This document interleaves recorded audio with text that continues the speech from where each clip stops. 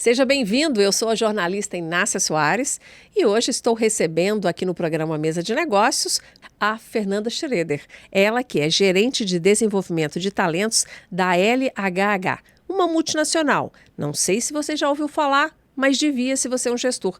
Eles têm escritórios em centenas de países e inclusive aqui em Minas Gerais, para atender a demanda das empresas de vários portos. E aí eles cuidam de desenvolvimento de talentos, transição de carreira, recrutamento. Eles se apresentam como uma empresa líder global nestes serviços. E eu estou recebendo aqui a Fernanda com muito prazer. Seja muito bem-vinda, Fernanda. Prazer é meu, Inácia. Fernanda, vamos começar falando um pouquinho sobre recrutamento, que eu sei que é uma das especialidades da LHH e que é um drama para muitas empresas. Hoje em dia, então, a gente tem visto inúmeras vagas abertas que não conseguem ser preenchidas. Está faltando algum empenho a mais ou talvez uma ferramenta nova, um jeito diferente de fazer recrutamento? Qual que é a solução melhor hoje? Bom, Inácia, para fazer recrutamento hoje, a gente fala muito de um perfil que é de conselheiro das empresas, né? Porque o que acontece? As empresas estão numa competitividade enorme, inclusive pelos talentos. E quando a gente fala de ser um conselheiro que vai buscar aquele talento no mercado, ele vai entender as particularidades daquela oportunidade. Então, quando a gente fala de perfil, quando a gente fala de competências, a gente tem que pensar de fato o que vai compor aquela vaga, porque não necessariamente eu preciso buscar aquela vaga só onde que eu estou acostumado. Às vezes eu preciso abrir o meu leque.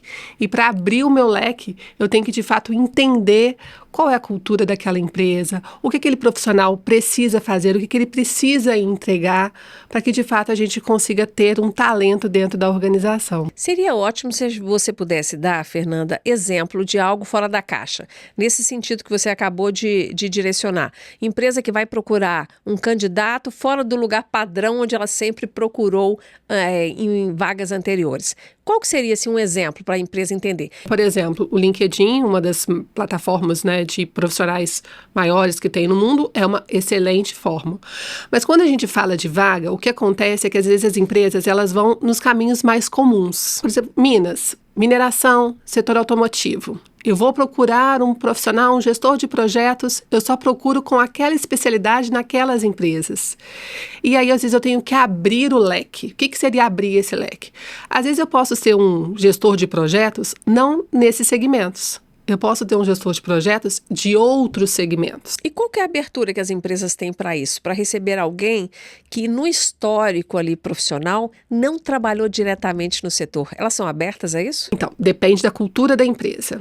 Com a escassez de mão de obra, as empresas estão repensando seus processos, repensando a forma de recrutar.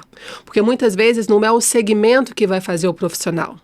É as soft skills, que são as habilidades, os comportamentos dele, que vai fazer com que ele possa ter um desempenho até melhor, mais produtivo.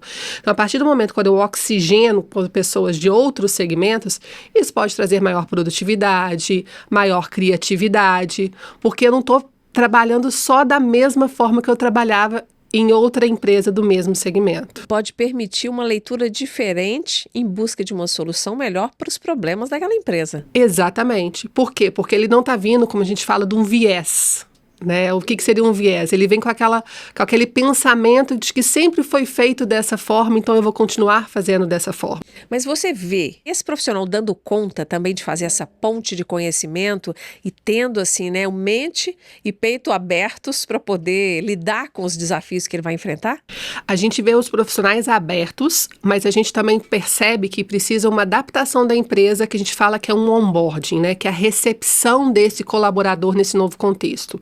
Porque ele também vai precisar entender as particularidades daquele segmento que ele está entrando. Ele precisa conhecer a cultura, os processos, para ele conseguir contribuir e colaborar. E qual a melhor maneira de fazer isso? Esse onboarding, que é esse período de adaptação, em que esse novato está chegando ali, basta assistir vídeo que mostre o jeito da empresa, participar ali de um happy hour, isso é suficiente? Ou tem um processo assim bem desenhado para esse onboarding, essa chegada desse novo profissional ser bem feita?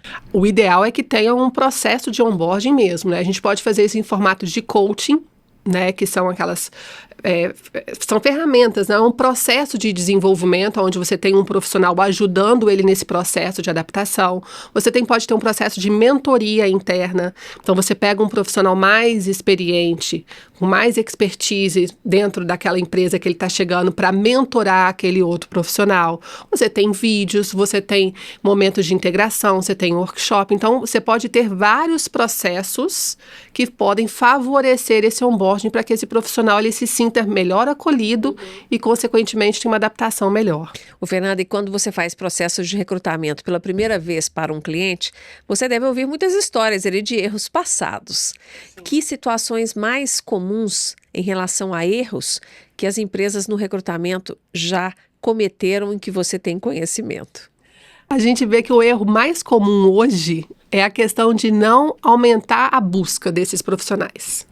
Né? Olhar só na vizinhança ali, nos canais normais. Exatamente. Então eu vou olhar onde que eu estou acostumado, vou olhar onde que de fato é mais fácil para mim. E muitas empresas hoje também acabam delegando o processo seletivo, mesmo que são processos seletivos às vezes mais estratégicos para a companhia, para profissionais mais júnior. E aí, às vezes, ele não tem essa questão da visibilidade que aquele profissional pode trazer. Então, a empresa, ela também tem que ter estratégia por detrás daquele processo seletivo.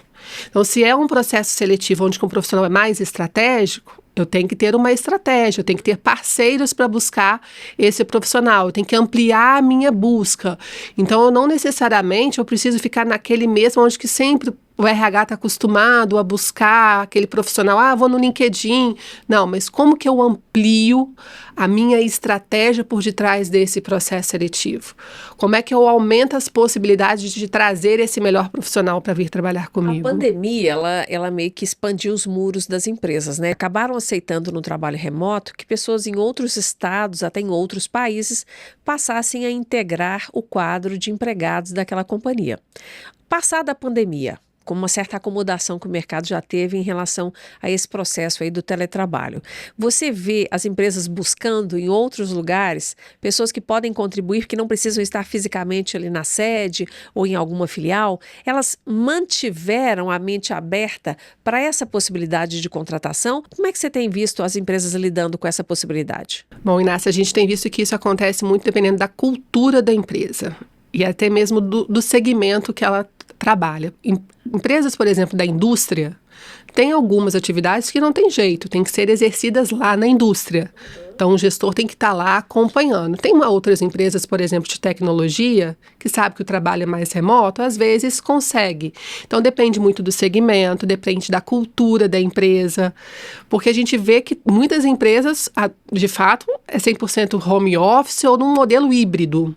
Mas tem empresas que já estão voltando para o presencial. São, né? A gente tem visto as Big Techs, cada dia uma nova entra nessa lista daquela que, a partir de semana que vem é todo mundo presencial e não se discute mais isso. Essa imposição está dando certo? Essa falta de flexibilidade, muitas vezes, ela é um fator que o candidato não quer nem negociar. Ele não aceita. Mas ele está podendo, assim, ficar escolhendo ainda? Alguns candidatos, às vezes, conseguem. Mas não todos mais. Alguns candidatos que já têm uma carreira consolidada, né? Então, ele acaba não optando. Hoje, como tem muita oportunidade e a pessoa não está presa só naquela cidade dela ou naquele segmento, acaba tendo a oportunidade de escolher. Então, muitos profissionais recusam propostas porque não tem um regime flexível de trabalho. Tem outros que já não ligam tanto. Então, vai muito também do profissional, do momento de vida dele, do momento de carreira dele. Então, já teve profissionais que falam assim, olha, não quero porque a minha esposa trabalha em determinado lugar e é home office, a gente está trabalhando perto da família. Né? Tem gente que às vezes quer ficar morando perto da família, a empresa em outra cidade. Depende, são muitos fatores que compõem hoje uma estratégia de recrutamento. Fernanda, eu falo que a melhor coisa para qualquer pessoa é poder escolher, né? Exatamente. Se eu tenho já uma entrega consolidada no mercado, um nome feito, respeitado, e você pode escolher, maravilha para você, parabéns. Mas se você ainda não está numa fase de poder dar as cartas, né? De escolher se você fica ou se você vai, então é melhor você ter um pouco de flexibilidade, se você está em começo de carreira, ou talvez até em reopção de carreira, né? Você precisa dar uma entrega primeiro, Exatamente. antes de dizer um não sonoro, simplesmente porque não combina com o momento de vida que você gostaria para você hoje. Se mais para frente você puder escolher, maravilhoso, escolha, porque escolher é lindo. E escolher é um presente para quem trabalha bem, né? Exatamente. A pessoa ter essa oportunidade. Agora tem gente fazendo escolhas muito taxativas ainda em começo de carreira e elas vão ser descartadas, né? O mercado talvez não tenha tanta paciência com jovens ou pessoas mais intransigentes que não aceitam, às vezes, a dinâmica de trabalho de uma companhia que tem lá a sua estratégia. Concordo plenamente. A sua opinião é qual, como especialista em RH, em gestão de pessoas, em liderança, sobre essa exigência ou sobre a necessidade do presencial como argumento ou como ferramenta de fortalecimento da cultura organizacional? Então, depende muito até da marca empregadora, que a gente fala, né? Como que aquela empresa ela vai ter o posicionamento dela para recrutar esses profissionais. Então, tem pessoas que é 100% presencial e todo mundo quer trabalhar. Não necessariamente só porque ela tem um bom salário, um bom benefício, mas ela tem uma boa cultura, ela tem um bom nome. As pessoas, de fato, querem estar nessa empresa. Então, depende muito também de como aquela empresa ela apresenta isso para o mercado. Então, o jovem hoje, igual você colocou, ele precisa, de fato, entender como é que ele vai subir a escadinha dele dentro da empresa. Né? Não adianta eu querer chegar num cargo se eu não, de fato, buscar esse conhecimento e não ter essa experiência para chegar nesse cargo. Eu não posso exigir da organização aquilo que eu não tenho para entregar. Então, hoje a gente vê que tem muitos jovens que estão com muita sede e que ainda não têm o conhecimento, a experiência, a expertise para aquela determinada oportunidade. Né? Mas a gente sabe que é uma geração que está com muita vontade de fazer a coisa acontecer, mas ao mesmo tempo não tem ainda a maturidade para esperar as coisas acontecerem. Fazer acontecer do jeito dela, né? Não está muito disposta a se adaptar aí a regras que já existem há muito antes desse jovem entrar no mercado. Mas esse é um capítulo à parte. Deixa eu passar para um outro ponto aqui, Fernanda, que é o seguinte, vamos falar do ideal e do real, porque a gente tem visto empresas com muitas vagas abertas por muito tempo, que não são preenchidas, mas também a gente tem visto e ouvido aqui na mesa, nas discussões, empresários admitindo que contratam profissionais menos qualificados para não ficar sem operação em determinada área do negócio. Ou seja, será que esse é o seu problema? Vamos ver aqui o que Fernanda está encontrando no mercado. Você tem visto empresas abrindo mão daquela lista de competências e habilidades que inicialmente ela queria para aquele cargo, para aquela função, por ela olhar para o mercado e não encontrar essas competências e essas habilidades, elas estão abrindo mão de Sim. parte disso? Sim. Muitas vezes das competências que a gente chama que são as técnicas, né? Uma formação acadêmica, por exemplo. Eu tenho determinada formação acadêmica, mas às vezes aquele profissional ele não tem a formação acadêmica, mas ele tem a experiência. O idioma. Ele não tem um idioma que eu estou buscando, inglês, espanhol, então às vezes eu vou treinar. Então as competências técnicas muitas vezes têm aberto mão. Para quê? Porque sabe que aquele profissional, se ele quiser, ele vai buscar aquela expertise. Agora, as competências comportamentais, o fit com a empresa, os valores que estão por detrás daquele profissional, isso está sendo um pouco, às vezes, inegociável. Né? Porque se o profissional, ele se enquadra dentro da empresa e ele tem um comportamento de buscar aquele conhecimento, ele vai fazer isso.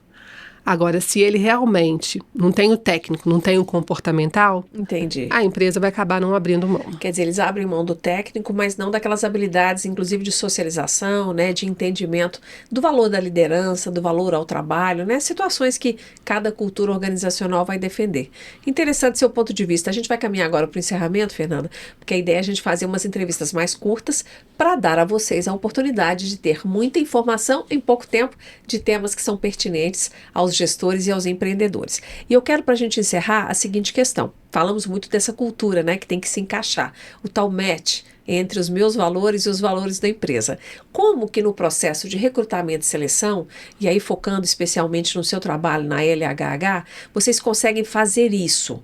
Que tipo de dinâmica, que tipo de atividade ajuda os recrutadores, coordenados por vocês, a fazerem esse encaixe né, para que de fato essa pessoa entre numa organização que ela vá aplaudir e ter satisfação de integrar aquele time. Existem, a gente fala que são ferramentas, né, que são os assessments que a gente pode utilizar para fazer esse match. Mas uma das formas mais simples, vamos dizer assim, mais fáceis de fazer é a entrevista por competência. Né? Nessa entrevista com competência, o recrutador ele acaba sendo treinado para buscar o histórico daquela pessoa, o que ela fez que foi importante, o que ela valorizou, o que ela não valorizou, como que ela aprendeu com aquilo. Então, você vai buscando, através de uma entrevista por competências, quais são os valores, quais são os comportamentos e o que pode estar alinhado com aquela organização. Então, uma boa entrevista por competência, com certeza, vai facilitar a identificação desse matching entre candidato e organização e empresa. E aí é uma conversa solta mesmo, ainda que tenha perguntas estratégicas. É um bate-papo, tipo a gente está fazendo aqui. Exatamente. Uma entrevista hoje, ela tem que ser um bate-papo, né? A pessoa ela tem que se sentir à vontade até para você perceber quem ela é. Se você às vezes consegue colocar ali uma rigidez, uma coisa muito formal, você às vezes acaba até inibindo a pessoa. Mas e o tal entrevistado profissional? Aquele que parece ter respostas certinhas e esperadas para tudo. Ele ainda existe? É fácil de flagrar esse tipo de perfil, esse tipo de personagem? Ou ele ainda consegue dar uma enganadinha no recrutador? Um processo seletivo ele não é feito só de uma etapa. Né? Então, quando você tem várias etapas acontecendo, numa delas, se ele for um personagem, ele vai acabar caindo. E o recrutador também, ele pode fazer a mesma pergunta de formas diferentes. Ele vai ver se ela vai ter a mesma resposta, se ela vai ter coerência nas respostas dela. Então, você pode, com certeza, tem técnica para isso, fazer a mesma pergunta de forma diferente para ver se ele está falando a verdade ou não. É muito complexa essa área de gestão de pessoas, né, Fernanda? Eu falo que aqui no Mesa de Negócios, o que eu mais ouço os empreendedores e os gestores dizendo é que a parte mais difícil é a gestão de pessoas. Não é a estratégia, não é o financeiro, não é a operação do negócio, não é contratar fornecedor, não é vender para o cliente final, é gerir pessoas. Você ouve isso muito, né? Bastante, mas por isso que existem as consultorias e os profissionais para ajudar esses profissionais a entender das pessoas, né? Porque quanto mais a gente entende das pessoas, melhor a gente lida, melhor a gente consegue, de fato, extrair o que é importante, né? Para que ela possa, de fato, trazer e trabalhar feliz, né? Agregar para a organização, trazer resultado, trazer produtividade e estar feliz no seu ambiente de trabalho. Então, um bom processo seletivo de recrutamento, ele vai fazer com que esse profissional se identifique com a organização. E aí, o resultado para aquela empresa acaba sendo maior também. É ter a satisfação de ir todos os dias para o trabalho, né? Sem fazer cara feia, sem sentir o corpo pesado, porque esse é um profissional que rende mais, que entrega mais, que absorve mais, né? Que colabora mais e que torna um ambiente melhor para se trabalhar. Agradável, com toda certeza. Tomara que as falas, todas essas explicações da Fernanda Schroeder tenha sensibilizado você, gestor, que ainda lida com gestão de pessoas do jeito que dá. Não pode ser mais do jeito que dá. Tem que ter um caminho mais correto, mais bem desenhado, com aparatos aí de pessoas capacitadas, mas também de ferramentas adequadas para que você possa montar um bom time, porque é isso que todo negócio precisa para crescer e para se manter sustentável no mercado. Fernanda, muitíssimo obrigada pela sua entrevista, pela sua presença, por essa boa conversa que nós tivemos. Eu que agradeço. Até a próxima. Até. A você também, até a próxima. Obrigada pela sua companhia aqui neste vídeo. Pode mandar aí para os seus amigos empreendedores e gestores. Eu agradeço aqui a dona Grenda, ela que é a minha diretora aqui no Estúdio 09, onde eu faço essas gravações ou transmissões ao vivo. O Estúdio 09 que fica na Savassi, em Belo Horizonte. Vem aqui conhecer. Põe essa turma para trabalhar no seu time de audiovisual que eu tenho certeza que você vai gostar. Obrigada pela companhia e até a próxima.